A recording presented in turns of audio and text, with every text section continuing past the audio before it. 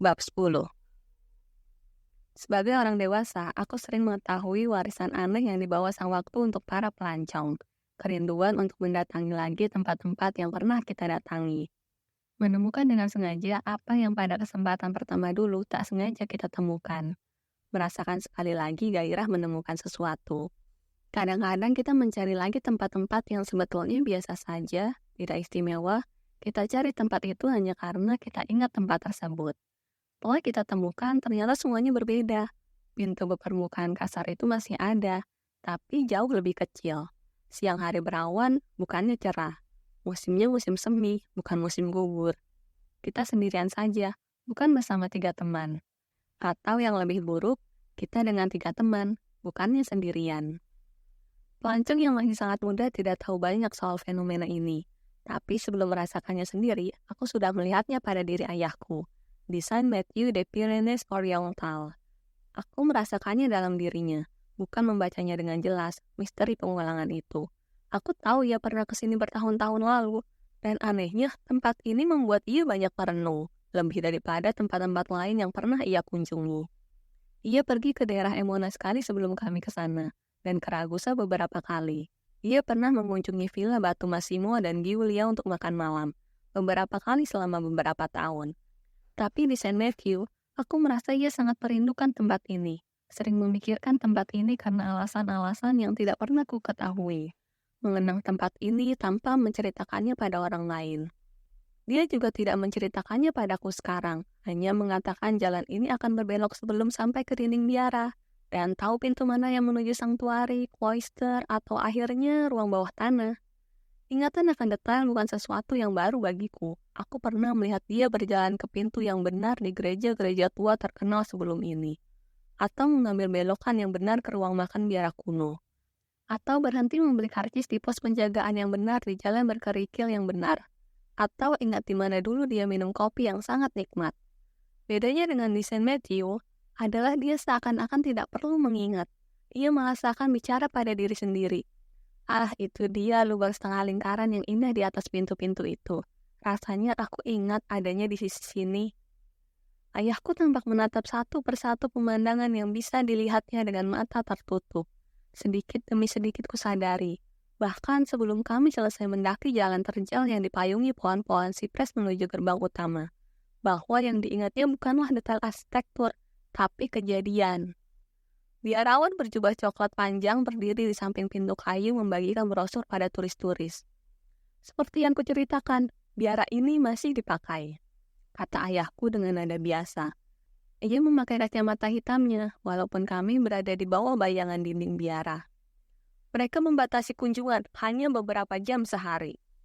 Ia tersenyum pada orang itu ketika kami mendekat, lalu mengulurkan tangan untuk mengambil pamflet. Merci beaucoup, satu saja untuk kami, katanya dalam bahasa Perancis yang santun. Tapi kali ini dengan intuisi akurat yang biasa dimiliki anak tentang orang tuanya. Aku lebih yakin lagi bahwa ia bukan hanya pernah berkunjung ke tempat ini sebagai turis. Ia bukan hanya melakukannya dengan benar. Bahkan seandainya ia tahu semua koordinat sejarah seninya dari buku panduan. Tapi sesuatu aku sangat yakin terjadi padanya di sini.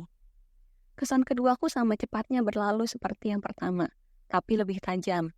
Ketika ia membuka pamflet itu dan melangkahkan satu kaki ke gerbang batu, menundukkan kepala dengan terlalu wajar ke pamflet tersebut alih-alih ke relief-relief binatang di atas kepala, yang normalnya akan menarik perhatian.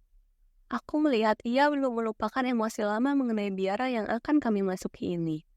Emosi itu kusadari tanpa bernafas di antara intuisiku dan pikiran yang menyusul. Emosi itu adalah sedih atau takut, atau campuran mengerikan keduanya. Saint Matthew de Pyrénées Oriental terletak pada ketinggian 4.000 kaki, lebih dari 3 km di atas permukaan laut. Dan laut ternyata tidak terlalu jauh, tidak seperti kesan yang ditimbulkan lokasi yang dikelilingi lereng-lereng gunung ini. Beratap merah dan berlokasi di tempat yang sulit dan berbahaya di puncak. Biara itu seakan tumbuh langsung dari puncak Gunung Karang, dan memang boleh dikatakan seperti itu, karena pada awalnya gerejanya diukir langsung di karang pada tahun 1000. Pintu masuk utama ke biara bergaya Romanesque yang lebih baru, dipengaruhi gaya seni orang-orang muslim yang selama berabad-abad berusaha mengambil alih puncak tersebut. Portal batu segi empat dengan puncak berpinggiran gaya geometris Islami dan dua relief monster Kristiani yang menyeringai, mengaum, makhluk-makhluk yang bisa singa, bisa beruang, kelelawar, atau griffin, binatang-binatang aneh yang tidak jelas asal-usulnya. Di dalam terdapat gereja biara Saint Matthew yang kecil dan kloisternya yang halus dan indah. Dipagari semak-semak bunga mawar bahkan di ketinggian seperti ini. Dikelilingi tiang-tiang berulir dari marmer merah yang tampak begitu rapuh, sehingga seakan dibentuk Samson berjiwa seni yang memutirnya. Cahaya matahari menyinari ubin batu di halaman terbuka, dan langit biru melengkung di atasnya. Tapi yang menarik perhatianku begitu kami masuk adalah suara air mengalir, sangat tidak terduga dan indah di lokasi yang tinggi dan kering ini. Tapi juga begitu wajar, bagaikan suara aliran anak sungai di pegunungan. Suara itu datang dari air mancur. Dulu para biarawan mengelilinginya sambil bermeditasi. Kolam marmer merah berbentuk segi enam. Dinding luarnya yang rata berhiaskan pahatan kloister mini, cerminan kloister asli yang mengitari kami. Kolam besar air mancur itu berdiri di atas 6 tiang marmer merah dan 1 tiang di tengah. Mungkin lewat situlah air dari mata air itu berpencar ke atas. Di sekeliling bagian luarnya, 6 keran memancarkan air ke kolam di bawah. Suara yang ditimbulkannya bagai musik yang sangat memikat. Ketika pergi ke tepi luar kloister dan duduk di dinding rendah di sana, aku bisa melihat lereng curam menghujam sedalam beberapa ribu kaki ke bawah dan beberapa air terjun tipis pegunungan. Putih di latar belakang hutan vertikal kebiruan. Walaupun berada di puncak, kami masih dikelilingi dinding-dinding curam puncak-puncak tertinggi Pyrenees Orientals yang tak terdaki. Dari jarak jauh ini, air-air terjun itu mencurahkan airnya ke bawah tanpa terdengar suaranya, atau hanya tampak bagaikan kabut, sementara air mancur di belakangku muncrat dan menetes tanpa henti. Hidup menyepi, gumam ayahku sambil duduk di sampingku. Wajahnya aneh, dan ia merangkulkan lengannya ke bahuku, perbuatan yang jarang dilakukannya. Kelihatannya damai, tapi sangat berat, dan kadang-kadang keras juga.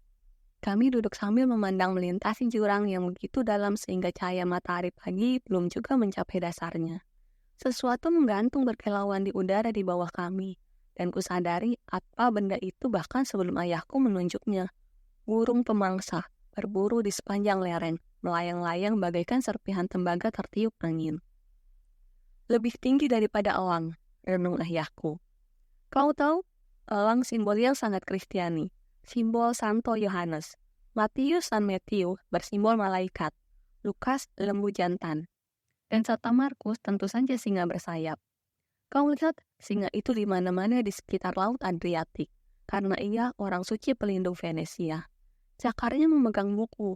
Kalau buku itu terbuka, artinya patung atau relief itu dibuat ketika Venesia dalam masa damai. Kalau tertutup, artinya Venesia dalam masa perang. Kita lihat dia di Ragusa, ingat? Dengan buku tertutup, di atas salah satu gerbang. Dan sekarang, kita lihat elang juga, menjaga tempat ini. Memang tempat ini perlu dijaga. Ia mengerutkan kening, berdiri dan melangkah pergi. Kulihat ia menyesali kunjungan kami ke sini sampai hampir mengeluarkan air mata. Kita jalan-jalan yuk. Ketika kami menuruni tangga pergi ke ruang bawah tanah, aku melihat lagi ketakutan ayahku yang tak bisa dijelaskan itu. Kami sudah melihat-lihat kloister, kapel, ruang-ruangan gereja, bangunan-bangunan dapur yang tergerus angin. Ruang bawah tanah adalah tempat terakhir tur yang kami atur sendiri ini. Hidangan penutup orang-orang yang tidak waras. Begitulah komentar ayahku di beberapa gereja. Di mulut tangga yang menganga lebar, ia tampak berjalan agak terlalu tenang, memastikan aku tetap berada di belakang tanpa mengangkat lengannya ketika kami melangkah turun ke perut karang itu.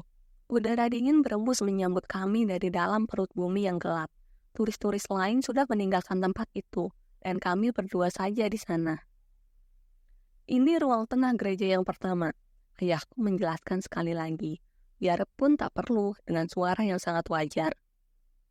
Ketika biara tumbuh makin kuat dan bisa meneruskan pembangunan, mereka muncul ke udara terbuka di atas sana dan membangun gereja baru di atas yang lama. Di sana-sini lilin-lilin memboyarkan kegelapan dari tempat-tempat lilin batu di atas pilar-pilar besar. Sebuah salib dipahat di dinding mimbar. Salib itu melayang bagaikan bayangan di atas altar batu atau sarkofagus. Peti mati dari batu. Sulit memastikan yang mana persisnya, yang terletak di lengkungan mimbar. Di sepanjang sisi ruangan itu ada 2 atau 3 lagi sarkofagus, kecil dan primitif, tanpa tanda apapun. Ayahku menarik napas panjang, memandang sekeliling lubang besar dan dingin di batu karang itu. Tempat peristirahatan terakhir kepala biara yang pertama, dan beberapa kepala biara setelahnya. Dan inilah akhir tur kita. Oke, ayo kita cari makan siang. Aku berhenti sebentar waktu berjalan keluar. Dorongan untuk bertanya kepada ayahku mengenai apa yang diketahuinya tentang Saint Matthew. Bahkan apa yang dia ingat, membanjiri diriku, bagaikan rasa panik. Tapi punggungnya yang lebar dan tertutup jaket linen hitam, berkata sejelas ucapan lewat mulut. Tunggu, semua ada waktunya. Aku menoleh sekilas ke sarkofagus di ujung jauh basilika kuno itu. Bentuknya kasar, diam di bawah cahaya yang tidak berkedip. Apapun yang tersembunyi di dalamnya adalah bagian dari masa lalu, dan menebak-nebak tidak akan membuatnya bangkit lagi. Dan aku sudah tahu sesuatu yang lain, tanpa harus menebak, kisah yang akan kudengar sambil makan siang di teras biara, dan dengan bijaksana ditempatkan di bawah kamar-kamar para biarawan. Mungkin mengenai suatu tempat yang sangat jauh dari sini, tapi seperti kunjungan kami ke sini, pasti merupakan satu langkah lagi mendekati rasa takut yang mulai kulihat memenuhi pikiran ayahku. Mengapa ia tidak ingin bercerita padaku tentang lenyapnya Rosi, sampai Massimo tanpa sengaja mengungkit hal itu? Mengapa ia tersedak pucat ketika maitre di restoran menceritakan legenda mayat hidup pada kami? Apapun yang menghantui kenangan ayahku terdorong ke permukaan karena tempat ini. Tempat yang harusnya suci, bukannya mengerikan, tapi ternyata menyeramkan baginya sehingga bahunya tampak tegang. Aku harus berusaha, seperti yang dilakukan Rosi, mengumpulkan sendiri petunjuk-petunjuk. Aku mulai pandai sehubungan dengan kisah itu.